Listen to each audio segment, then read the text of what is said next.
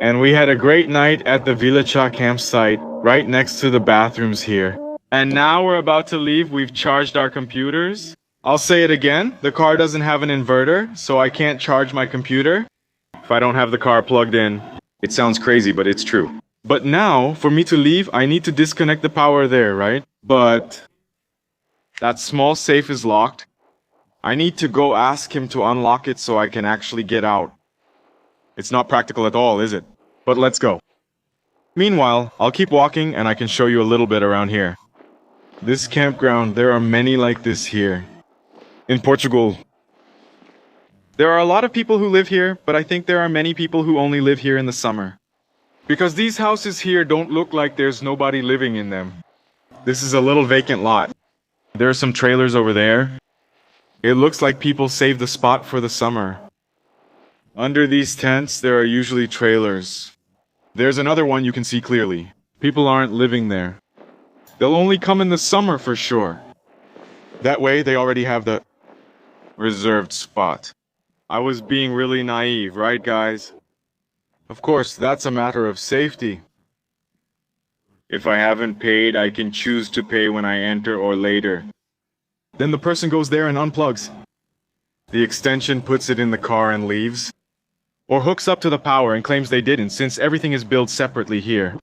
It's a security measure to confirm you received it. It's not practical, but it's safe for them, right? Otherwise, people might leave without paying. Yeah, that's here in Europe too. It's everywhere. There's no way around it. After a very pleasant night, today is a day for touring.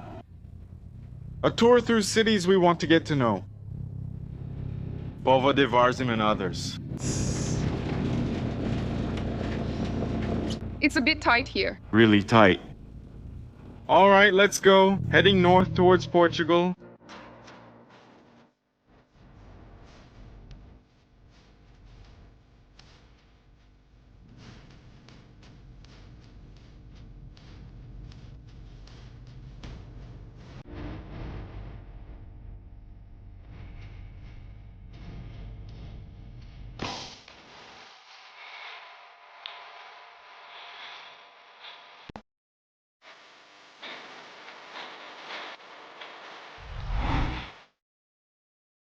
We stopped to refuel and here diesel is 169.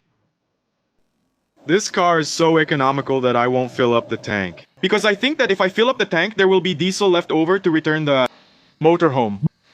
I'm just putting in 50 euros. Good news, right? We were really shocked by the price of diesel, right? We already knew the price, but anyway. It always gives you a little scare, right? Because it was 11 reais per liter. But in the end, we've already been driving for a week. And now that we're stopping to refuel, there's still fuel left. So it really does last, doesn't it? And then it ends up balancing out the costs in a very satisfying way.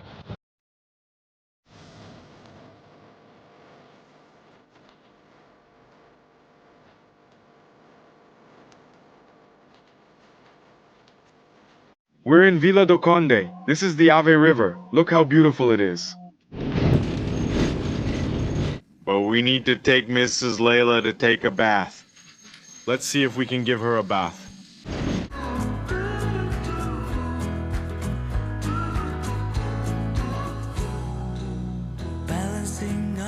I managed to leave Layla at the pet shop. The bath costs 15 euros. And we decided to take her to the pet shop because there's no way to give her a bath inside the motorhome, right? It's too cramped. We always gave her a bath in the motorhome when we traveled, right? And also because there's no hair dryer. So it ends up being necessary. And now we're going to the market to buy a few things to make lunch. Layla is getting a bath right now and we'll pick her up soon. And following your advice, we're trying out all the markets. Now it was Mercadona's turn. Francie bought some ready-made pork ribs. We made some rice. And some beans too. And that's it.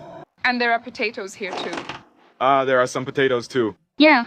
Let's go have some lunch. We're hungry today. Very hungry. The ribs are really tasty. Really wonderful. It costs $6, half a rack of pork ribs. Euros.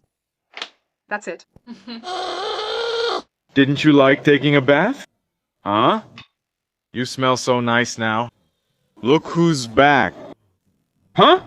Look how nice you smell. Why are you mad? Huh? Just because Francie left? Yeah. Now we're going to wash your clothes. We have to wash your bed sheets. Yeah. So everything smells nice? My God, that's awesome. Huh? That's badass. Is everyone seeing that you're doing this? Huh? What a grumbler.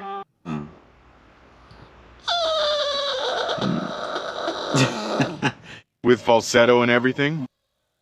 Clean little clothes. Little Lylene smells nice. Let's take a walk around the city now. Then try to continue our trip. Do you think we can do all that? This trip we're taking today is more about getting to know the cities themselves, not the tourist spots. Let's see what the cities are like. Povo de Varzim is a city that's on our radar. So you can understand. There are a lot of people who don't really understand. We're going to look for a place to live. For a while, because our baby needs to be born. And he needs a home. He won't be born inside the motorhome, at least not in principle.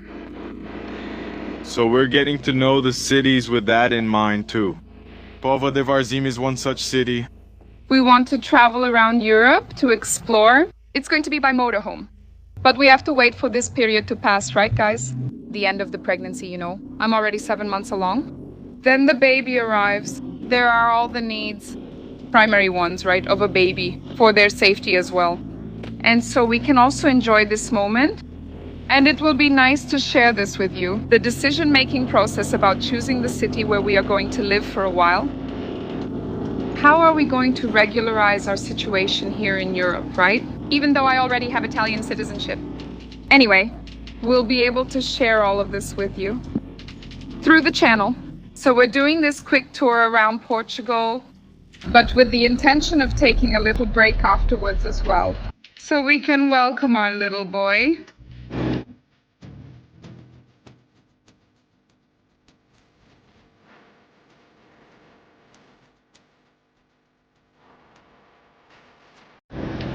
So, honey, isn't there a beach here in the north with calm waters, like you said?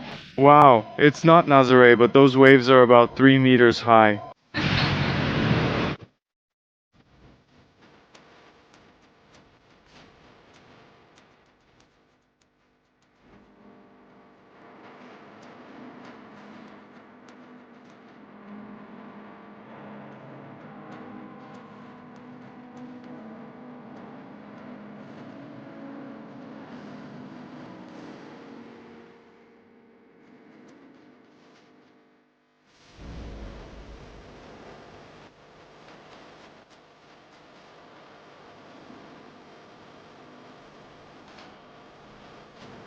The stop in Povo de Varzim was quick, and we continued our journey towards Barcelos. On that highway, on the way to Barcelos, there were many houses made of stone.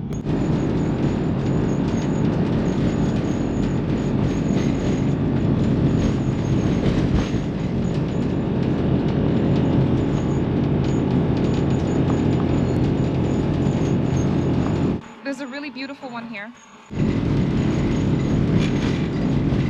Not just the houses, right? The walls are also made of stone. I think it's really beautiful. Do you folks at home like it? The highway passes up here. We're passing underneath. Why? Because we don't want to pay the toll. And we want to travel like this, slowly, getting to know things.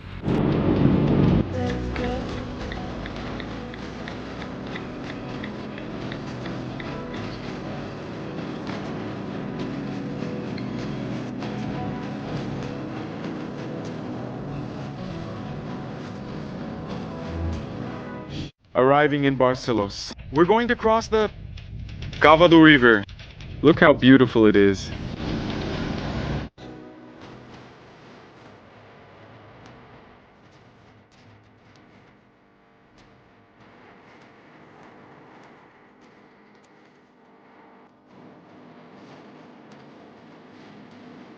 And this sea of parked cars here in the center of Barcelos. I believe this is a subway station, or train station as they call it. And people must park here to go to Porto. Scared, afraid of the blame. 29 years I've been. Since we arrived a bit late, we decided to leave the sightseeing for tomorrow. And now we're going to look for a place to sleep that's closer to downtown. There wasn't even anywhere to park today, right, Edu? It was tough. Yeah, we waited about an hour. It was 5 in the afternoon. Now it's 6:15. So maybe now we can find a place to park closer to the city. So we can go tomorrow and walk around, and Francie won't have to walk so much, right? Thank you very much. We parked the motorhome here. We should spend the night here? Now we're going to walk around the city, because here we're right in the center. So we'll be able to walk around the city at night. And during the day, we're right next to the river. We'll sleep to the sound of water. So take a look. We'll fly the drone a bit tomorrow, for sure. So beautiful, right? Look.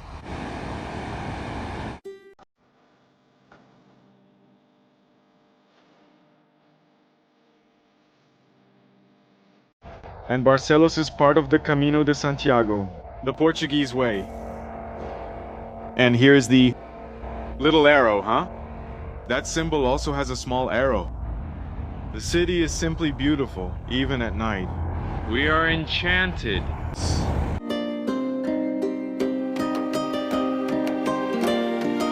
And Francie, even with this cold, she wants to get some ice cream. Pregnant cravings aren't easy.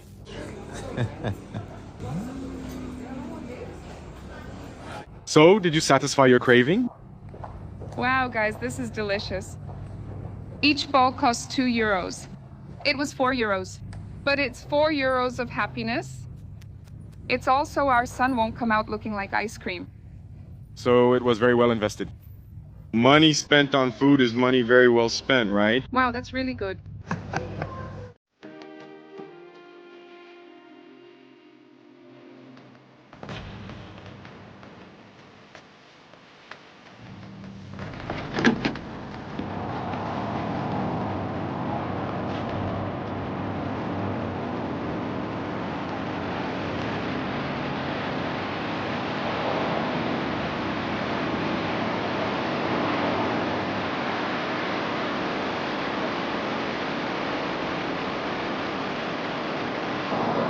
And it was here in downtown Barcelos that we spent the night. The coldest night of this trip. This morning it was 2 degrees. I even moved the motorhome here to park it here, so it could catch some sunlight on the windshield and warm the car more. There was even a warning on the dashboard to watch out for ice on the road. So it was really cold, but it was a wonderful night anyway. With the sound of the river, very peaceful. And now let's go. Take a walk around the city. We've already got our first question here, guys. What tree is this? It has a very what? Exotic, that's the word. Very exotic. And there are several here, look. I have no idea what it is. Let's go check out the medieval bridge, Francie. Have you ever crossed a medieval bridge? Look, as far as I can remember, no. So let's go. Only on the Inca bridges? And now it's a bit busy because people are going to work, and we were afraid to walk because it's really very narrow. And it's narrow for cars too, not just for me as a pedestrian. And walking here with Layla wouldn't be good, so Francie will wait for me there. I'll take some shots for you guys. I have to say, crossing a medieval bridge feels really cool. And they're building a walkway down there. Look at that. Look how awesome that is. You're going to walk over the river. There's a water wheel here, look. That's cool.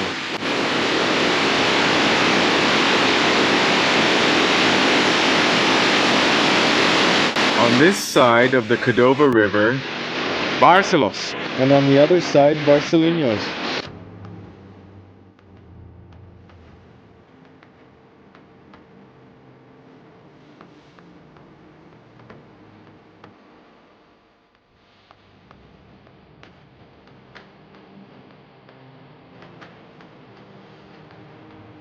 You have no idea how cold it is to cross a bridge over a river on a cold day.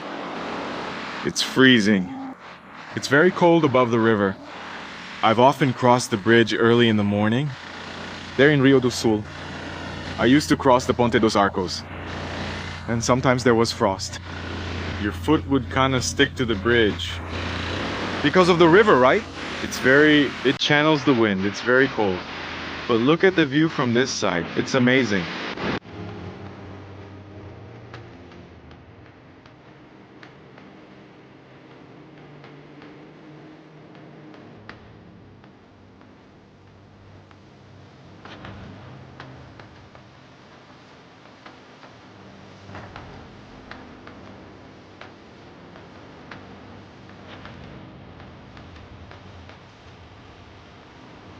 And after walking a little, we've already arrived here at the Poço dos Condes, which is an archaeological museum, an open-air museum.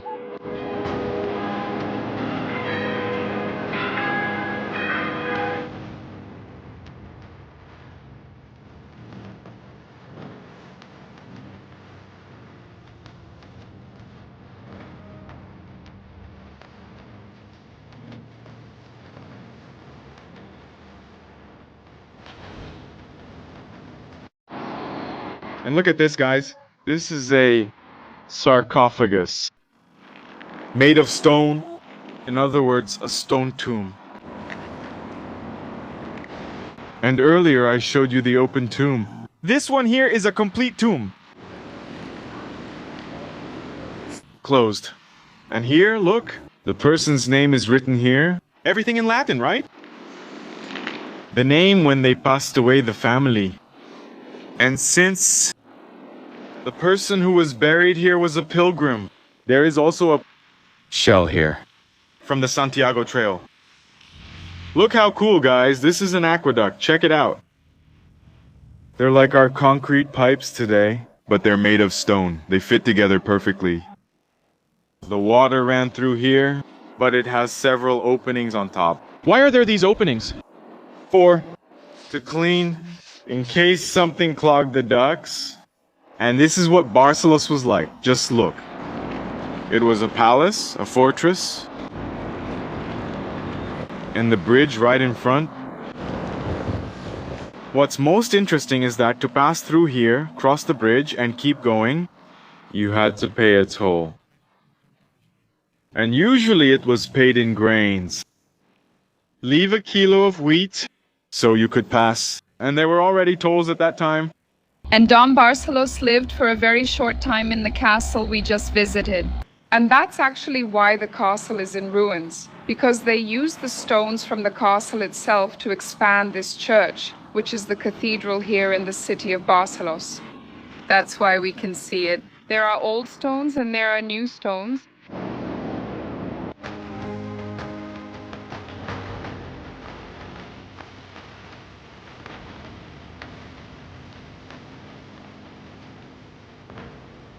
And that's the rooster, which is the symbol of the city of Barcelos, the city of the rooster.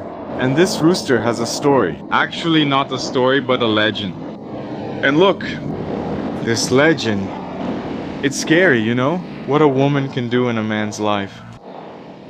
It's the legend. It's not me who's saying it. In this legend, right, my love? Because in real life, women enchant men's lives. Yeah, I can't complain, I'll tell the truth. But seriously, guys, about the legend. As Du already mentioned, Barcelos is the city where the pilgrimage to Santiago de Compostela passes through. And many years ago, a pilgrim passed through here. There was a beautiful girl. Who had an inn? Yes, and they fell in love. Actually, she fell in love with him. He stayed at this inn. And then I think the feelings were mutual. Yeah, maybe. But since he was a pilgrim, he had to follow his pilgrimage. Exactly. He didn't want to give up on that pilgrimage. To stay here with her. And she got really furious. So she put a silver utensil inside his bag among his things. And she reported him to the police officers. As if he had stolen that silver. And then the police went after him and arrested him with her silverware. And that was the proof that he had really committed the theft. Lalia is really crazy. She's enjoying the legend. Yes.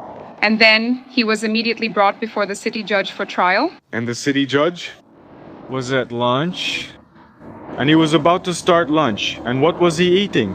A rooster. Roasted. And this judge sentenced him to hang for theft. And the pilgrim said he was innocent and that to prove his innocence, the rooster, which was dead and roasted on his table, would crow to prove his innocence. At the moment he was being hanged, the rooster crowed. It stood up and crowed for the judge. Exactly. And the judge quickly tried to save him. And actually, Santiago de Compostela was already underneath the pilgrim holding his feet. And that's how the pilgrim was saved. He was saved. What a story, huh? What a wild legend, huh? What a legend, it's true. Very cool. And there are roosters all over the city. Not only downtown, but also in neighborhoods and throughout the city. And this legend is really interesting. Yes, and here in Barcelos too, they took advantage of the fact that they produce a lot of ceramics. And so all these roosters are locally produced. Exactly. They're also sold as a souvenir from the city. It became a symbol of the city. We parked in the best spot in the city because we already came here last night, right? It got crowded in the morning. But the police came by and said we couldn't stay.